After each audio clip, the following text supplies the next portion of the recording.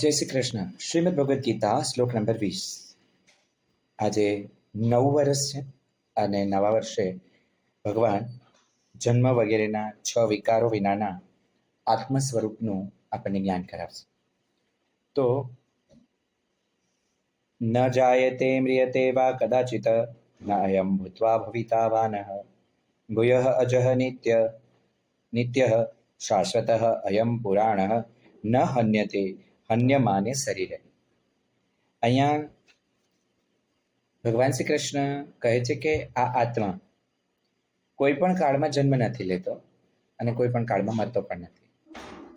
તેમ એને ઉત્પન્ન કરીને ફરી સત્તાવન થતો હોય એવું પણ નથી, કારણ કે આત્મા અજન્મા છે, નિત્ય છે, શાશ્વત છે અને પુરાતન છે. શરીરના હણાવા છતાં પણ આ હણાતો નથી. સો અહીંયા સમજવા જેવું છે કે શ્રીમદ ભગવદ્ ગીતા જે આપણને સમજાવે છે, અથવા તો આપણે જાતે પણ સમજવું જોઈએ કે ભગવાન શ્રી કૃષ્ણ અહીંયા કેવા શું માંગે છે. તો અહીંયા આપણે એટલું સમજીએ કે આત્મા ક્યારેય હણાયો નથી ને હણાતો નથી.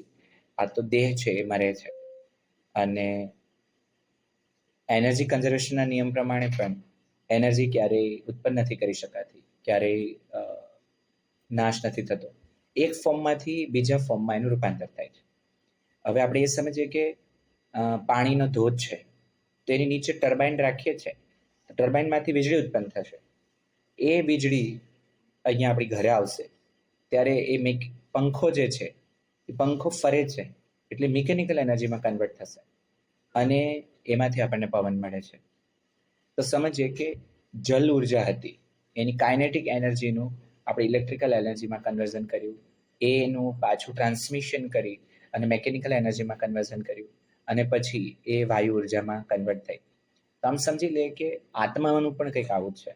અને જે દિવસે આપણામાં આત્મભાવ જાગ્યો તે દિવસે શરીર ભાવ ગાયબ થઈ જશે, અને ત્યારથી જ આપણું સુખ અને દુઃખ, શોક અને આનંદ બધું પણ વિસરાઈ જશે. તો આ જ અવેરનેસ સાથે આગળ વધીએ, એ જ મારું લર્નિંગ છે. Thank you everyone.